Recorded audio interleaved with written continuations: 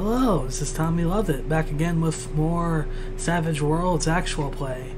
The last session, we've rescued the innkeeper from the Koa, and now that we're back at the end, after a night of free beer and free bed, they finally get started on the actual main quest.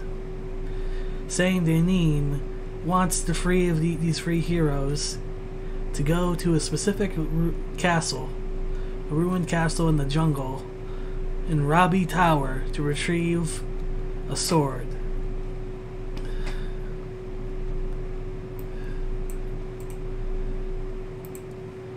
Alright. So this little token will represent the sword. This wicked sword of Zago. The Wicked Sword of Zago is a powerful artifact capable of ripping holes into other planes. The Saint Denis is afraid that a particular nasty mage is going to take the sword and use it to open the portal, essentially to hell, and unleash their god, their demon, Ot'tan. So yeah, these three guys are gonna have to do some adventuring in order to put a stop to the evilness. Alright, let's move this over here. We already have a map for this particular dungeon. Just have to open it up. First, I'm gonna put this map back where it belongs. Get the bartender out of there. And I'm going to create a new token, a custom token, to bring about another map. You won't see any of the file stuff, but I do have a setup of individual files. I have a folder of battle maps. Huh.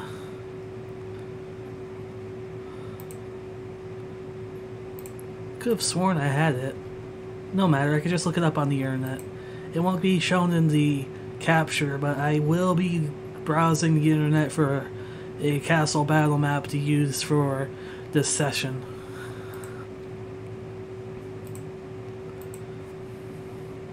Castle battle map.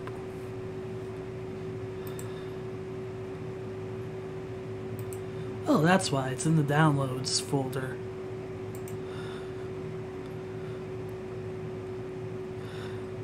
I just gotta put it in the proper folder.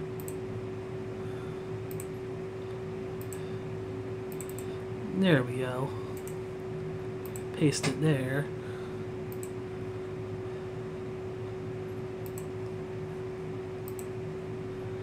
Alright. Now I should be able to open it for our custom token. And there we have it. High Pass Fortress. I don't remember exactly where I got this map, but it was from a website. And I think it fits well enough. Just have to scale it up.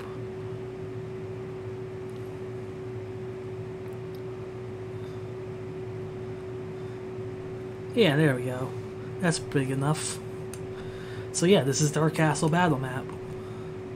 And I'm guessing our free adventurers arrive at the scene here.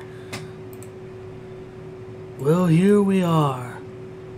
Amber, Ray, this is where we must find the wicked sword of Zago. Yeah, I wonder what kind of historical significance this ruin has. I'm just worried about getting this job done and over with. Hopefully we're getting something good in exchange for all this trouble. I'm sure they will reward us well enough. Now come, let us enter the castle. Okay. Where exactly is the sword of... Where's the sword? Ah, there it is. The Wicked Sword of Zago. I think it's gonna be somewhere Let's ask the Oracle. Is it in the throne room? Our first dice roll of the evening. Okay. I say it's likely in the throne room, so I'm gonna roll 2 dice and pick the highest one.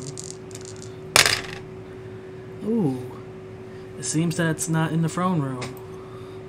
Is it in the library? Let's say it's likely and roll the dice again. Ooh, another 1 and a 3. Same as the last roll, so it's not in there. Is it in here? What looks like the prison. Let's roll the 2 dice and see if it's in the prison. Yes, it's in the prison area. More specifically, the share of the table outside the prison areas. So yes, the question is, are there any hostiles inside this area already? I'm gonna roll the dice again.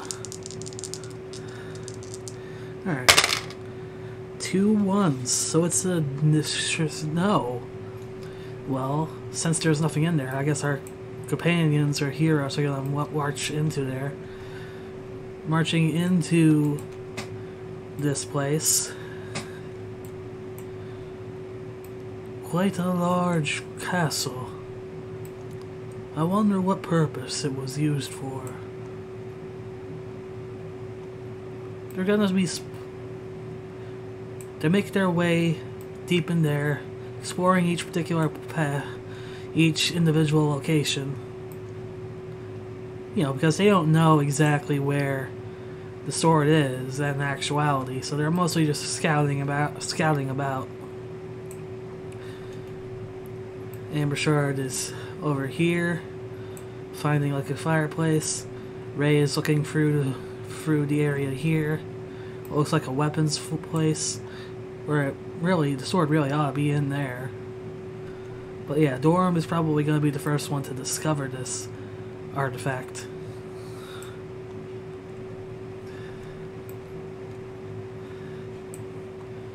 Alright, Dorm walks over to this.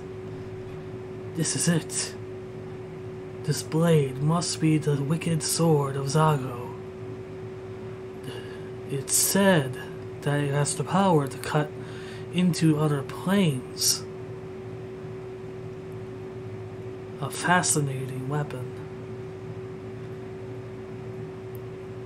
I should be careful with it.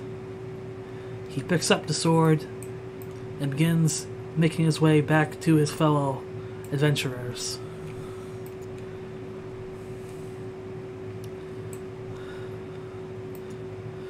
Ray, Amber, I have found it. Come quick. So that's the sword of Zago? Yes. It was near a prison cell. 3 prison cells to be exact. Ray, are you listening? It's hard not to with how loud you guys are. So I'm guessing you found it? That I have.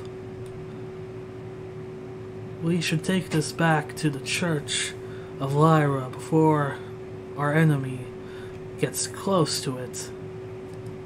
Will this be interrupted? Let's find out. I like to say that they're being interrupted right now. Yep, we got a 6. That is a... Where is the... I could have sworn I had a counter here. I'm gonna give... Well, that's stupid. I'm gonna clone it again. Then I'm gonna rename it to Interventions. Basically, if you get free intervention points, something happens in the Moon emulator. The GM emulator. There we go. So that's the 1. Basically, whenever we roll a 6 on an Oracle question, it adds 1 to the intervention counter. So, yeah. It seems someone interrupts them. Coming forth from a fiery portal just outside the castle comes Marhea, the fiery queen of giants.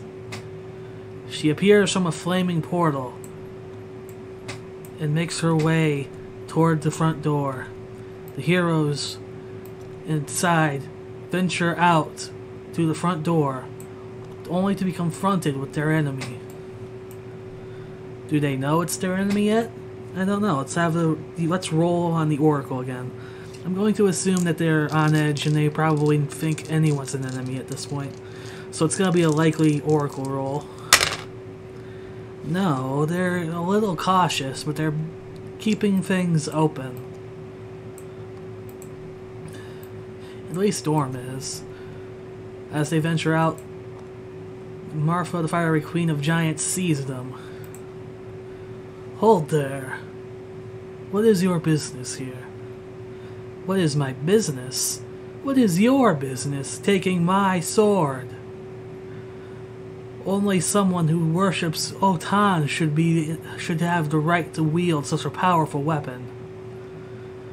Summoning with a wave of her hands, she summons 2 monsters. 2 fiery golems appear from thin air. 1, 2. It's an attack. We need to fight them. This is bad. Drop the sword and I will leave you alive.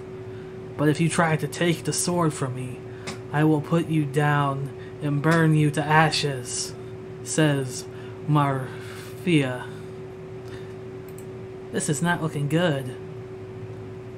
Not so fast. Don't you remember that we all grown a bit since last time? Yeah, apparently I also gave them their first advancements since basically just a level up. So they all have new stuff, like Dorm has hard to kill, ignore wound penalties when making vigor rolls to avoid bleeding out. Amber Shard got new powers, and I basically used that to give her not neutral elemental damage attacks in preparation of this fight. I figured it would be kind of bad if she was only using fire against a fire-based enemy. And then Ray, we basically had Ray increase his shooting roll, so now it's a shooting roll of 10. So he should be getting a lot more shots in now. But yes, now we are encountering our first enemy encounter. Well, not our first enemy encounter, like an encounter of our big bad of the story. Ray, you're the fastest. Take the sword and run. I'll hold them off. You sure? It'll likely mean you're deaf. Which would probably mean just more gold for me, but still. Can't exactly go without a little extra help. Enough nonsense. Just take the sword and run. Alright. Okay, first things first, let's enable measurements for all of them. Measured movement. I think this mage is going to let her golems handle it. You know, can't have the big bad go down so easily, after all. She escapes through a fiery portal. Minions, grab the sword of Zago and take it to me when you dispatch these foes. And she disappears into the portal of fire. Alright. So yeah, now there's just 2 fire golems. Angry and looking to take the sword. Alright. I think this will be an encounter now. A combat encounter. 1 for the flame golems. 1 each for our heroes. Okay. Seems the Dorm is first. Actually, scratch that. You can... What is his current weapon? Strength plus D8. Yeah, screw it. The sword's probably not going to be of use at the moment. They barely even know what they're dealing with, after all. Okay, Dorm is going to run at them and do some melee attacks. he's gonna attack melee. Dorm is gonna roll on D10. Wild die. Take the highest value. Okay, he gets an 8 on his standard die. The parry of these things is only 6, so he should be able to damage it. His attack is going to be strength, which is a d8, and fighting die is going to be d8 plus a d8. 2 d8s right here. Okay, we got ourselves a 6 and a 3, so that's 9 damage. That's enough damage to get through the toughness. So that's 7, 8, 9, only 2 over, so it doesn't do any wounds. But it does shake the target. So the first one is shaken.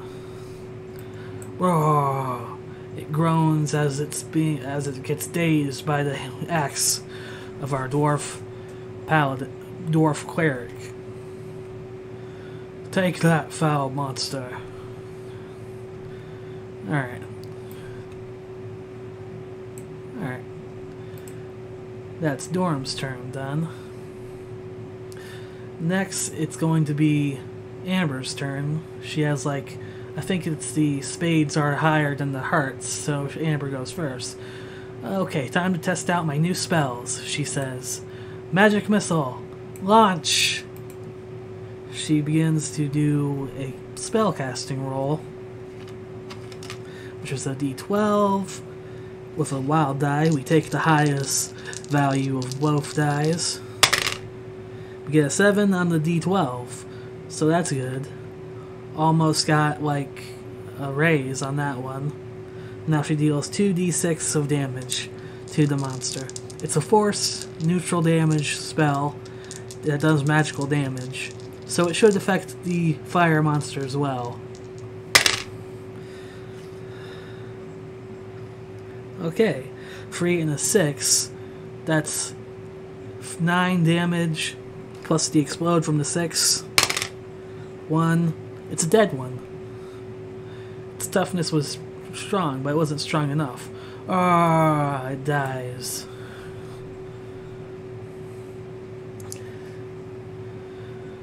Alright, we're getting pretty far already. We're already killing them.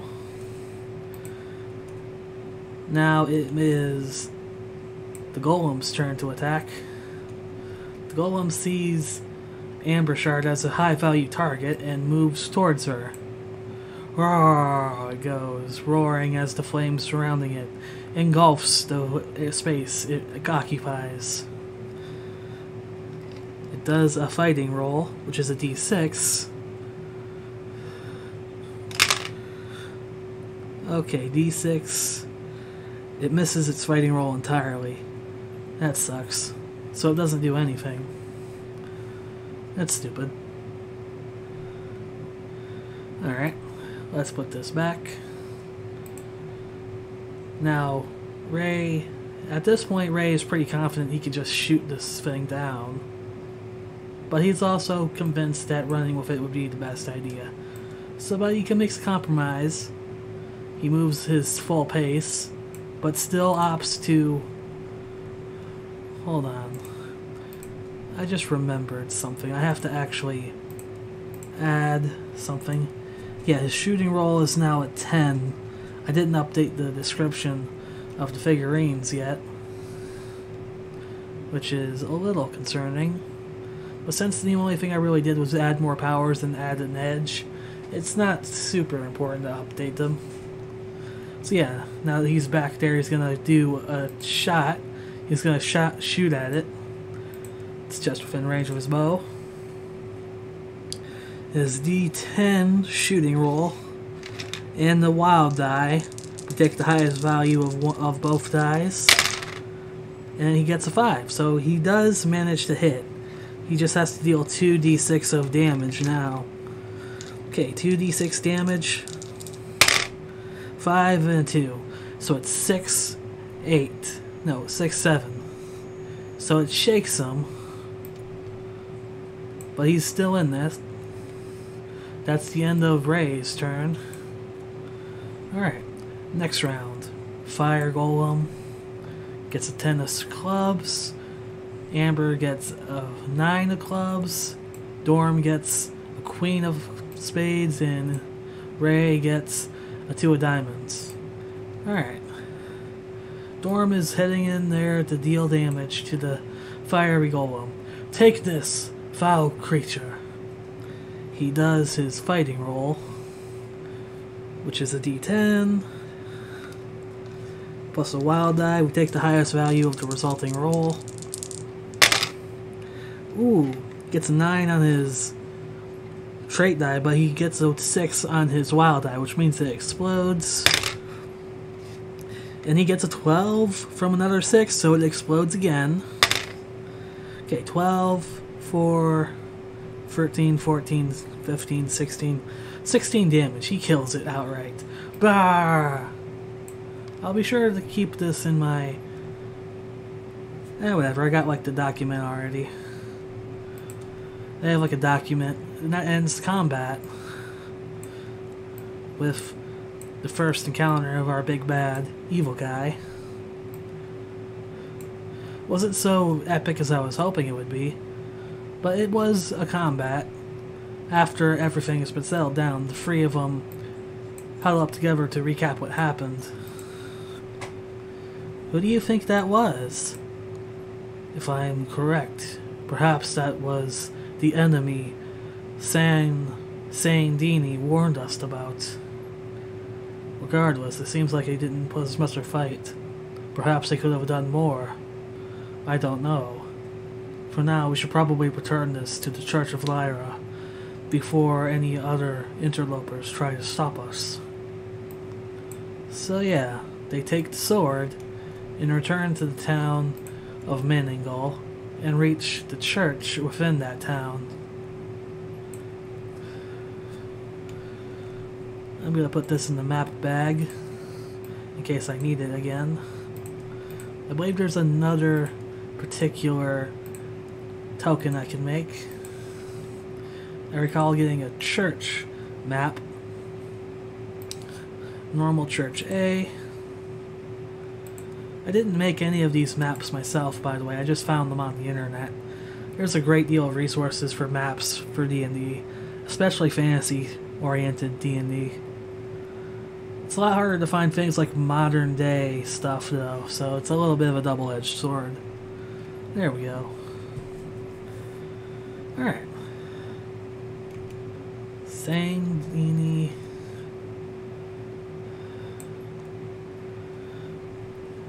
Alright. Sangini is here, praying, waiting for the adventurers to return. And so they return.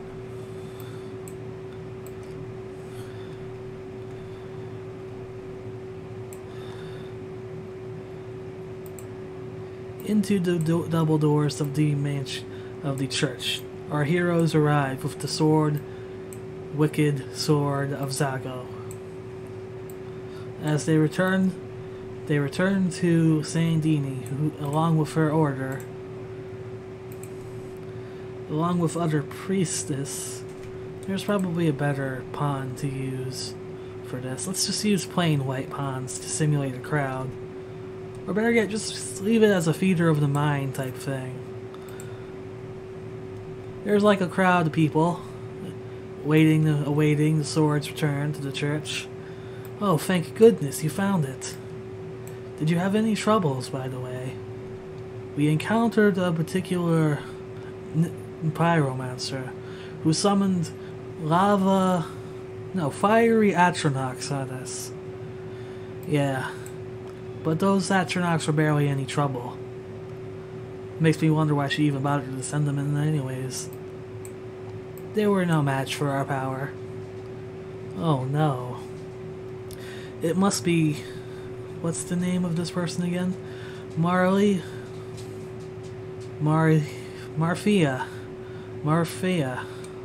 Screw it, Marhea is probably the closest I'm gonna get.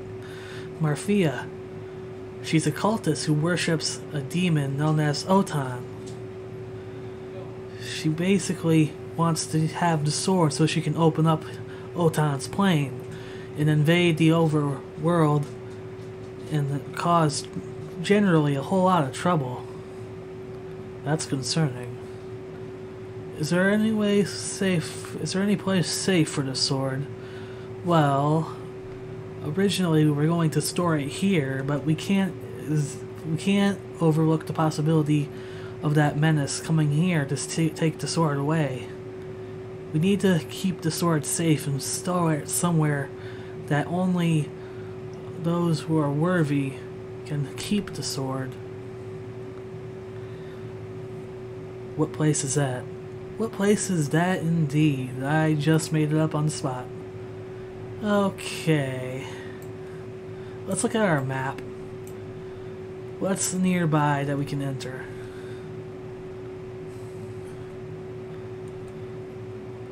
Alright.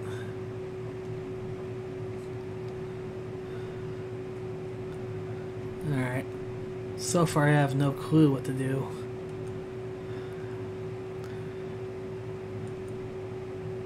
Perhaps they could travel somewhere. Let's say Me Falls? Yes, Me Falls. It could be easily reached by boat from here.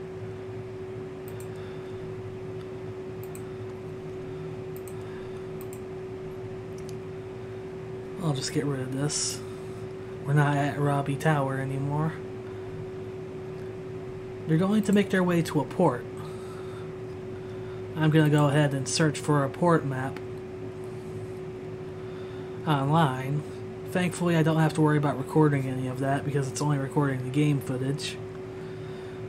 Yeah, I'll look for a port town, and that's gonna be where our characters head.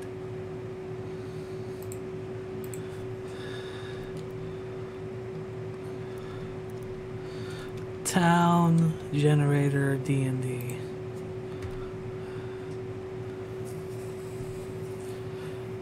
Alright.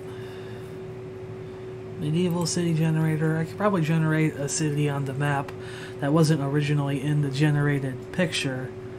You know, like a port town that they can go visit. Maybe do a side quest or something. I don't really know. This is very freeform and I'm not really sure where I'm taking the story.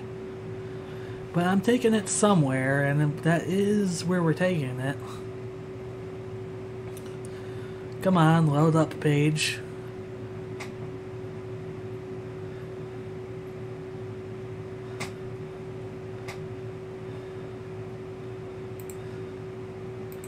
Let's load it again and see if it works this time. There it is. Elements. Okay, buildings. Outline. Float. Okay, this will work.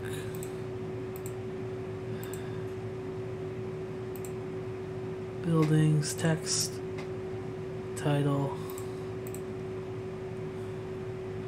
Okay.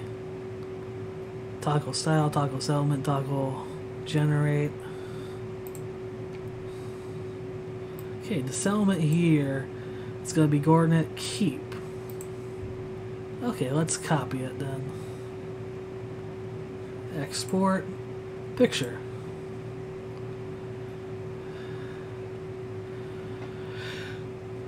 Okay, now it's downloading the picture. Awesome. Just gotta wait for it to settle in. Sorry, it's taking a while for it to work. Come on, it's like 100%. Why isn't it just... There we go. It's done now. Cut. Go back here. Towns. Paste. Coordinate keep. Alright.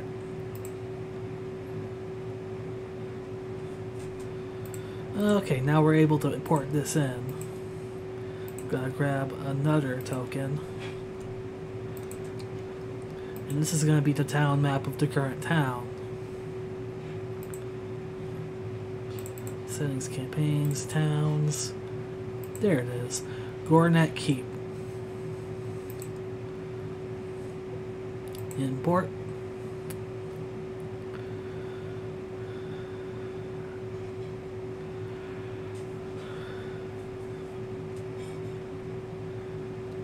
Alright. Let's grow this up. And there we have it. Another map. Let's place this on top of the existing town map, because we're not using it at the moment anyways. So yeah, here we are, Gornet Keep. It's believed that the castle in this particular city can easily house the wicked sword of Zago safely. So our heroes make their journey there. Okay. So they move... Oh, can't draw on it. Screw it, I'll just use Feeder of the Mind type thing. Basically, these three adventuring heroes carried the sword of Zago to the castle. They go straight to the castle and meet up with a king. Let's generate this NPC with something like Une, the NPC generator. Yeah, let's do that. It's in my solo play aids file, and there it is, Une Universal NPC Generator.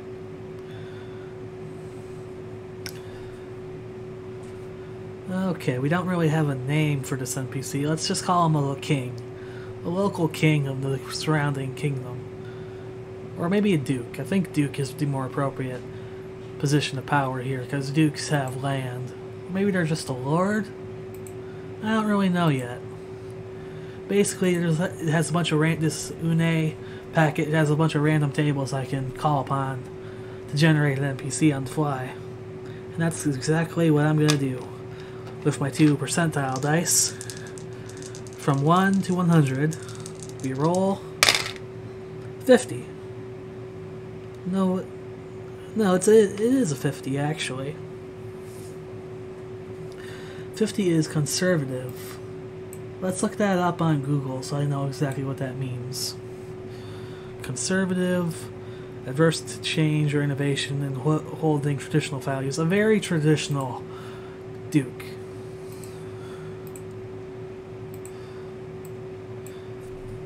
The party meets up with a traditional duke of Gornet Keep. About storing the wicked sword of Zago.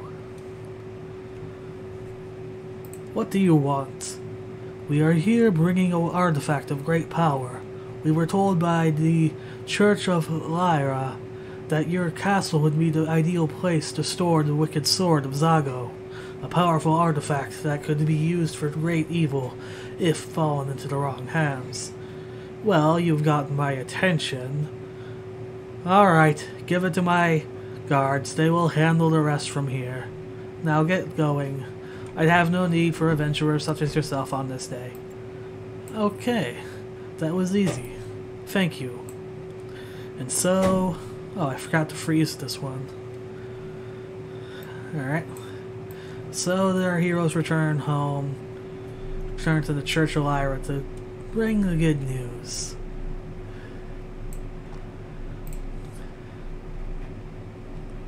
Okay, let me see. I'm gonna go ahead and rebring. I think I should have kept at least one of those fiery elementals, because I'm imagining something happening to the church while they were gone. There we go.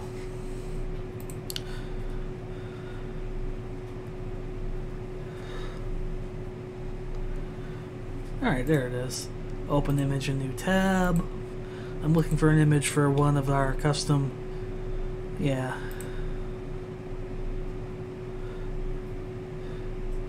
Okay, up here.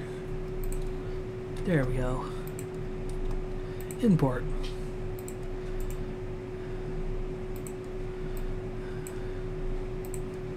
Okay. Fiery golem.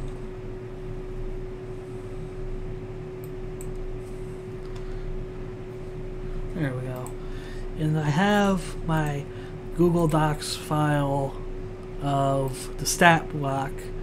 I saved a custom stat block for both the big bad and the fire elemental enemy. I think there's already fire elementals, but I just made an edited version of the golems to be more melee and toughness oriented. So yeah, that's basically what I do. All I have to do now is copy and paste it back into the description, and we can have fire golems again. I really should have planned ahead and just kept at least one of these fire golems alive so I could avoid having to bring them back in this slow and unintuitive manner. So yeah, there is fire golems all over the church. They're burning and destroying everything.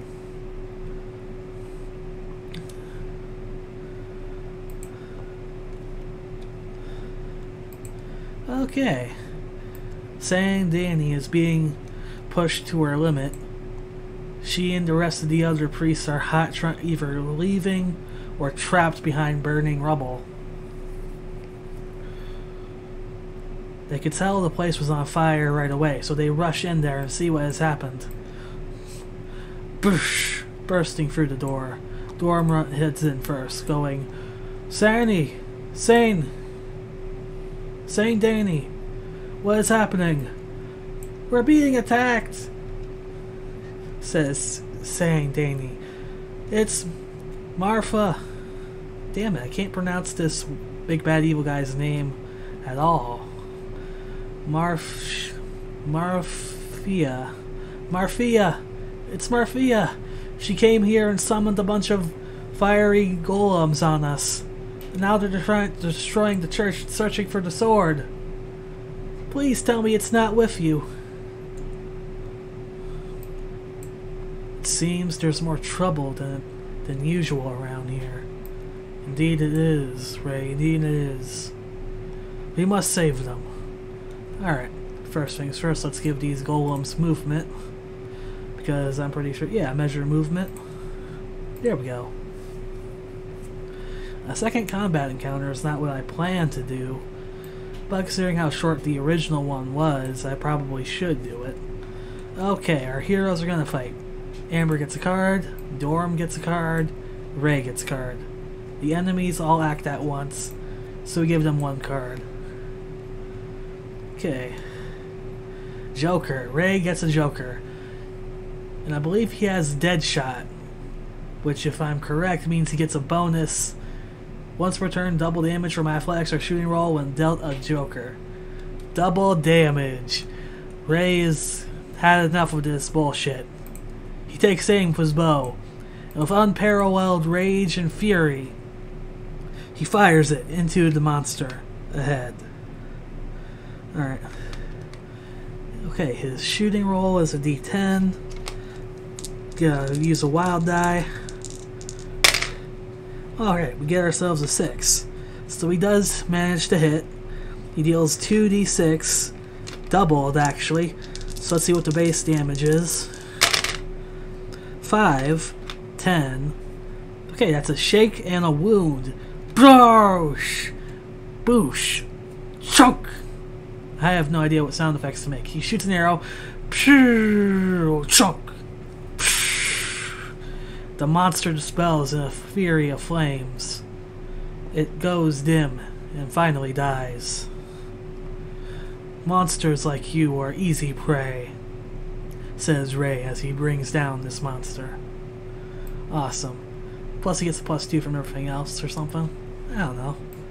Regardless, it's enough damage to kill the golem. The first golem anyways. Great shot, Ray. These monsters will be made short work with us yet. Amber, use your new abilities. Right. She moves a little bit. She is within casting range of the monster. I cast Magic Missile. Okay, let's see. D12 for spellcasting. And a wild die. We pick the highest number. We get ourselves a 9 on the spellcasting, so she gets a raise, which I think gives her a bonus d6 of damage. At least I think so, anyways. I checked out. I don't know for certain, but I get the feeling they ought to give bonuses for raises for this, for the magic missile. Her damage is pitiful. She only manages to deal 7 damage. She reaches the toughness. Either the toughness has to be higher or lower. I'm going to assume you have to have it higher than the toughness in order to deal any damage. But then again, you know what, screw it. Let's just give this one to her. The attack lands, but it doesn't do any more than stun the monster. Damn it. It's still up. Alright. Okay, now it is the turn of the monsters. This guy's gonna roll a D8 for spirit. If it makes it. D8. There's the D8. Alright, re-roll. Ooh, it's an explode. He recovers. He recovers with great style. He is angry at the mage who just struck him. You foolish mortal! Do they talk? I don't know if they should talk or not. I don't know. I have no idea what a fire golem sounds like or what voice one would have. All I know is that it's pissed off at Ambershard for striking it. So it moves its pace towards Ambershard. It doesn't have to, it's not within melee range. The other monsters move into their positions, closing the distance quickly.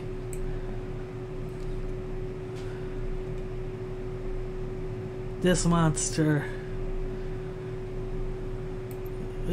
abandons harassing the priestess and tries to move towards the rest of the party. Okay, now it's Storm's turn. You chose to move forward. That was your first mistake. Alright. Let's see. I think Dorm has a power. Let's see. What power does he have? He can use blinding sunlight or rally to arms. He's going to increase a weapon's damage by +2. Okay, he's going to spend 2 power points to upgrade his weapon.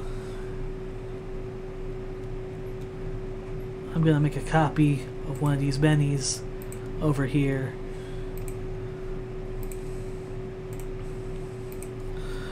Rally to arms.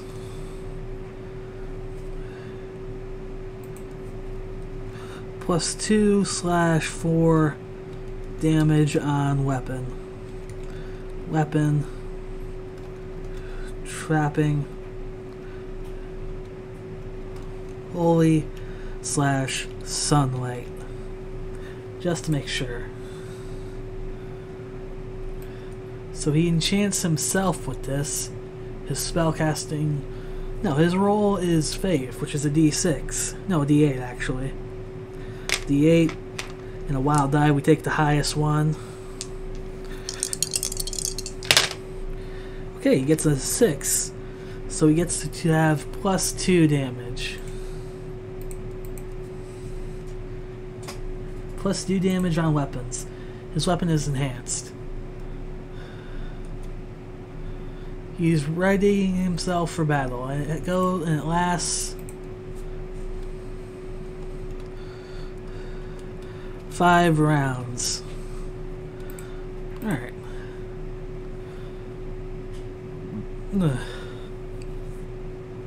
So yeah, basically our cleric empowers his weapon with sunlight so he can begin smiting his enemies. His turn is pretty much over though. Now I think I also... Yeah, we already did this one too. Oh shit, we were supposed to shuffle after a Joker, my bad. Alright, no biggie. 1 for Ambershard, 1 for Dorm, 1 for Ray. 1 for the Flame Goal. Oh no. They all get a Joker. And I say they're going right now.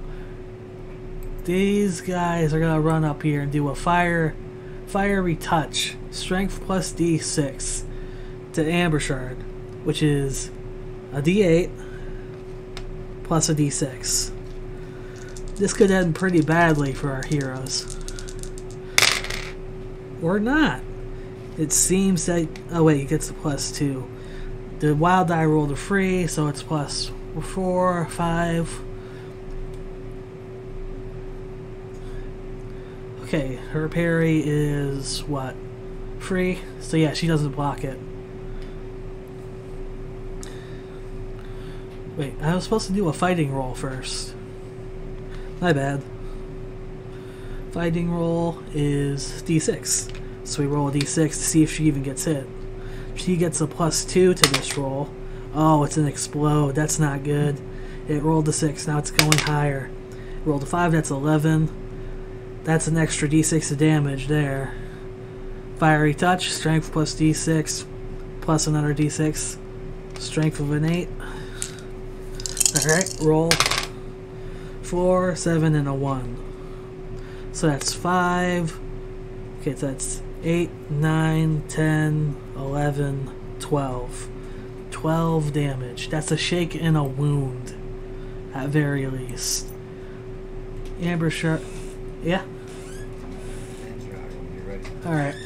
Hold on, I just gotta get my medication. Okay, I'm back. I have a medication for my psychosis. Now I can begin. Right, the wound. She takes at least a wound from that attack. And I believe there's a chance of being lit on fire. A D6 chance. Let's roll this. D6. 1. So she doesn't light on fire, thankfully. But she still suffers 1 wound. Which is bad, because wounds do a negative penalty to all your trait rolls.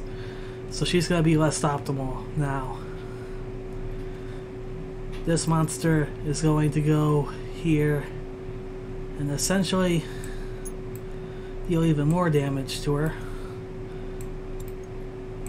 Watch out, Ambershard! They're surrounding you! Shouts Storm as he sees this happening. Ugh. Okay, this one's gonna do a fighting roll. +2. Okay, he gets a 4. Her parry is only free, so it goes through. D6 plus strength, which is D8 plus D6. D8 plus a D6. Roll. +2. Okay, we get an 8, 9, 10. She is wounded. Okay, 8 minus free. 8 minus free equals 5, so that's another wound.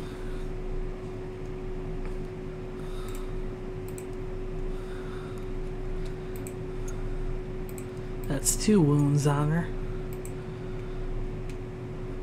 Alright, and this one moves over here. Is that within range? Nope, he's just out of range of Amber. They are really laying it on her. This golem's just gonna move ahead. I think they'll dash as well. Just roll a d6 for their dashing. 2 inches. 2 more inches. Alright. Alright. We'll put the Joker away now. It's now Dorm's turn. I think Dorm is gonna try and heal some of those wounds. Hang on, Ambershard, I'm here. Okay. Holy healing. Holy healing. Range, touch, duration, instant. Roll d8. Or a d8. But with a wild die, we take the highest roll. I have to re-roll a bit because it was just landing on top of my other dice. Ooh, a d8. Plus 7. It's a raise. A raise I think, heals 2 wounds. Awesome. So basically we heal both of Ambershard's wounds. But let's not forget the cost in power points. 2 power points. That's pretty cheap. Nice. By the power of Lyra, heal this soul. Woo, woo, woo, woo, woo. Shine. So yeah, Ambershard is perfectly fine now. Plus, I probably should have used one of her bennies to soak the damage anyways. I keep forgetting that. So yeah. Dornwall is gonna stay there. Originally, he was going to attack, but his ally took priority. Alright. Now it is Ray's turn. Ray's gonna take aim at the golem right there and shoot. Take aim, which is +2 to his roll to hit. Shooting roll is a D10. D10. Wild die. Take the highest value rolled. And... well, I guess a +2, so... he does hit. It's a 2 and a 3, so he does hit, because it got to 4 at least. But no special. Alright. 2 D6s. Rolling. 4. Damn it. He is not very good. Wait, what does Assassin do? I forget. Assassin. Drop when foes are vulnerable, or Assassin has to drop. Okay, so it doesn't do that. Alright. So he doesn't deal enough damage to hurt the fiery golem. Damn it. There's holy water right there. And Ray has an idea. He's falling back to the holy water right next to him. And he thinks, bring them closer. I have a plan to douse these monsters. And so ends Ray's turn. Dorm and Amber look back and go, well, duh! Holy water! I wish we wouldn't have to waste such holy water, but it seems like we're in a rather tight situation. Perhaps the gods will forgive us for this act of blasphemy. Act of blasphemy. My bad. I think I'm getting better at the roleplay bits. So yeah, we're gonna try and lead them to the holy water right there. And I think I'm gonna have it to be like a cone size range. Have it be like a fireball or something. Alright. Card for the monsters. Wait. We have to shuffle it because of the Joker. There we go. One for the lava golems or whatever. One for Ambershard, one for Dorm, one for Ray.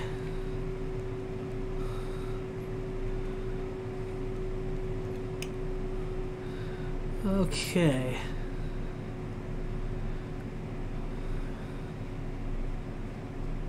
This is a tight situation. First of all, is Ambershard gonna be... Okay, I think Ambershard is going first. First, we're gonna see if she can roll her way out of the shaken. Wild die in this D6. We take the highest roll. Ooh, no. I guess I'll just have to use the Benny to recover from being shaken instead. She has plenty of them. That's one Benny to cure the shaken. And I think she's going to use to leave like her whole pace. But she'll take 2 free attacks. Let me look that up, actually. Do you take 2 free attacks?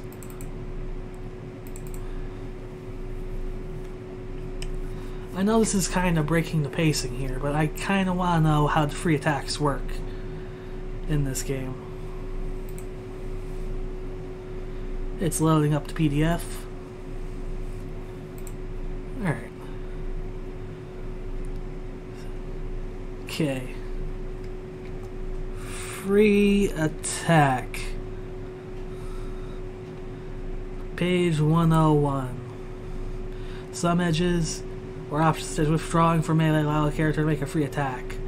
Free attacks are a single attack unaltered by other edges or combat. This is usually a fighting or grappling attack, but could include shooting if the attacker is armed with a pistol or other ranged weapon that can fire in melee. Alright. Doesn't seem to list anything else.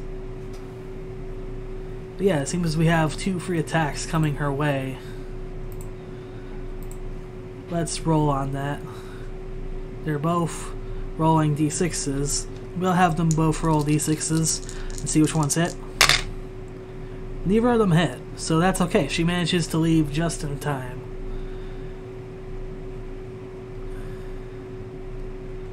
Okay. She begins to cast a spell. But what kind of spell? Magic Missile Burst. Magical Missile Burst. Okay, I'm gonna have the cone template here again. Let's see, there it is. Just gotta search for it. Cone.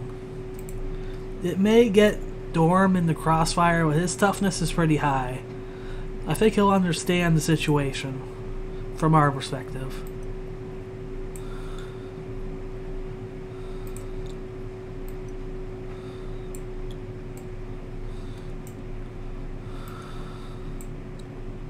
There it is. We can hit 2 targets this way at least. She's going to do a casting roll, which is a d12 and a wild die. We roll on that, pick the highest one. Okay, we get a 6, so that's 2d6. Actually, I think Dorm is just barely out of range of that cone shape, so he should be fine. Alright. Let's go ahead and deal 2d6 damage to both of them. Okay, so that's 6, so 3 and a 5, so it's 6, 7, 8. That is 7, 8. So that, I think they're both shaken at very least. I just gotta get my shaken tokens. Gotta mark both of them. A forceful blow of magical energy collides with the two caught fiery golems. But yeah, it doesn't really penetrate much else. They're both shaken at least. Okay, that is 1 turn done. Next it's the golem's turn.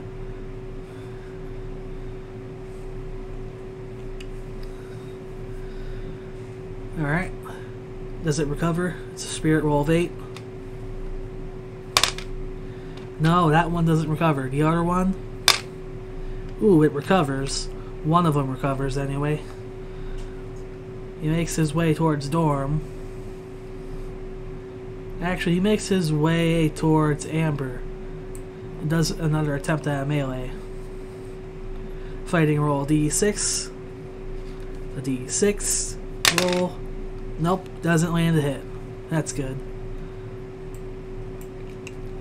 And it's close within range of the holy water. Alright. This one is wounded, but still makes its way towards the mage. Actually makes its... Actually, I think it can only move free when it's shaken. It just moves closer is all. Closer within range of the holy water. Blissfully unaware. This one is going to do a melee attack on Dorm. Its damage, its fighting die is a d6. So let's roll a d6.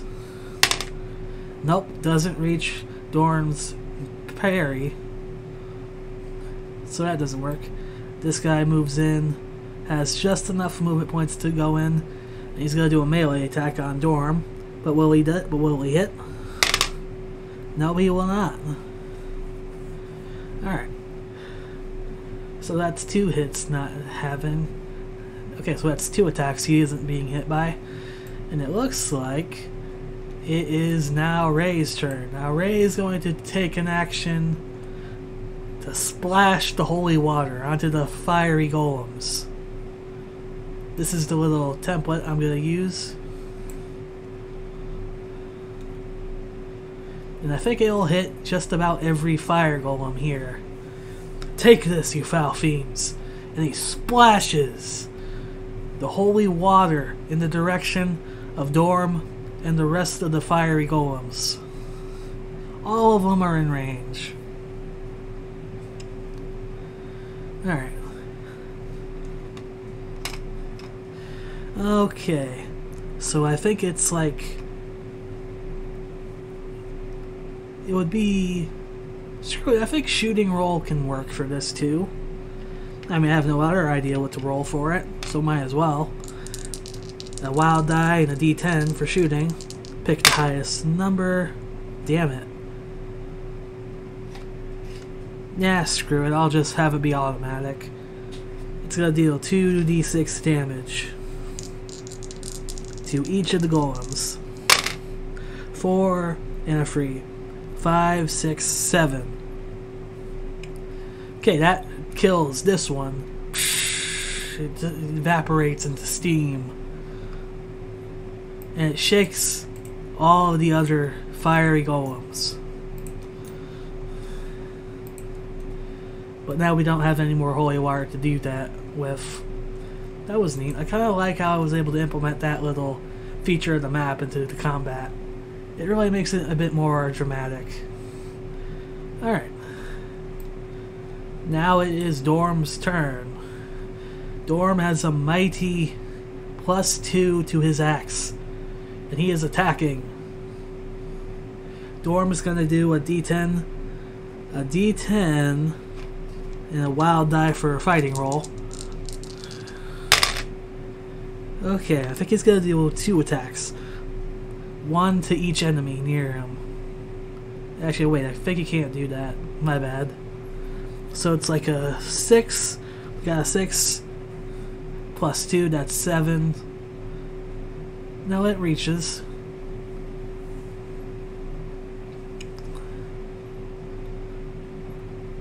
Okay, he doesn't hit. That's stupid. That's too bad. But no matter. No matter. Fire golems get 1 card. Amber gets a card. Dorm gets a card. They're getting some pretty shitty cards. Seriously. Well, we gotta see if these guys recover being shaken.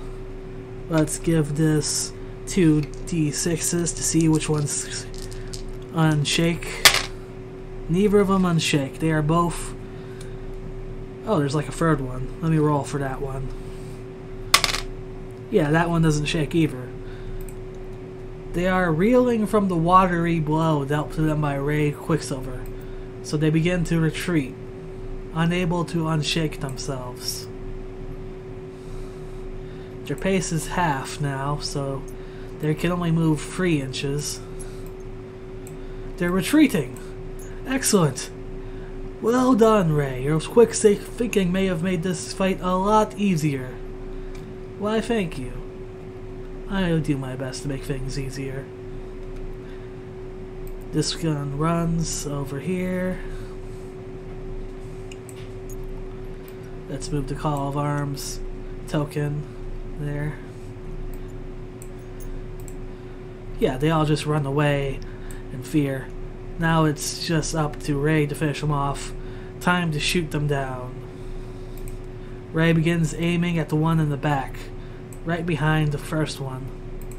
He does a shooting roll, which is a d10, a d10, a wild die. We take the highest value die. We get a 5, so it hits. 2 d6s. Let's see if we can get a high roll. Okay, 2 d6s. 5 and 5. It's a 10.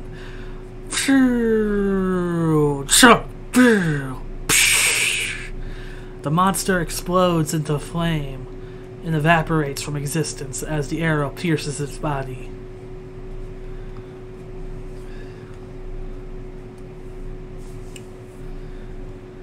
Alright. That's a good hit. Nice work, Ray. Alright. Now it is Dorm's turn. He moves right next to the enemy here. Does a wild attack, which gets a +2 to hit and +2 damage, but makes you vulnerable for a bit. His fighting die is a D10. Where's it? There it is. D10, wild die. You know the drill, take the highest value die. Okay, we have 5. +2, that's 6, that's 7. Okay, he doesn't attack. He does his strength plus D8. So it's 2D8, I think. Yeah, D8, strength, D8, weapon. He rolls an 8, which is just enough to kill it. Marhea! He cleaves his axe into the enemy, cleaving it in 2 forms of fire that slowly flicker out as the monster has been dealt with. Awesome. Plus it gets 2 more damage from the rally to arms, so really it does 2 wounds worth of damage. Awesome. Now we are at Ambershard's turn. Ambershard can easily pelt this foolish golem from her distance. She charges. She takes 2 power points to launch. No, just 1 power point. My bad. 1 power point to launch a magic missile bolt. Alright. Okay, it's a D12 and then wild die. Alright. 11. She gets a raise, so it's an extra D6 of damage. We roll 3 D6s. And I'm not even going to count it. It does enough damage to kill. Pshoo! Psh. The magical bolt of force obliterates the final fiery golem.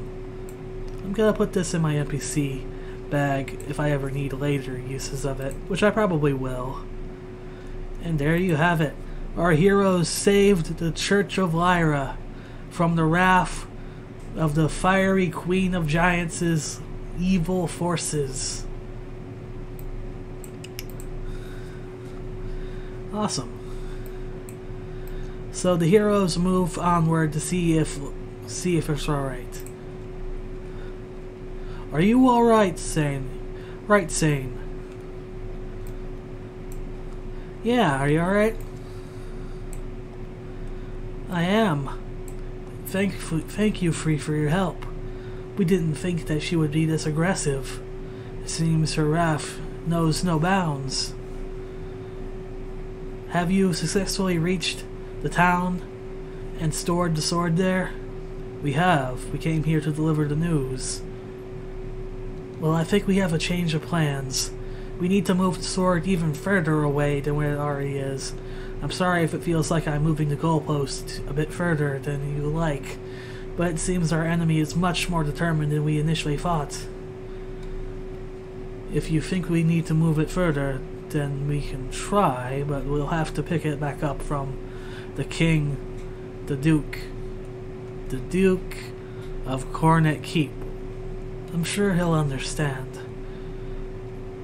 You should prepare yourself at the store near here for travel. I can't even catch my breath. And so, there we have it. I think this is a good place to leave off the session. We've successfully fought off lava golems, moved the sword, wicked sword of Zago, out of reach of our enemy, and we have yet another task to possibly move it to an even further location. And I think this is a good place to leave off. This has been Tommy Lovett, and I'll see you next time on Savage Worlds Actual Play. Goodbye.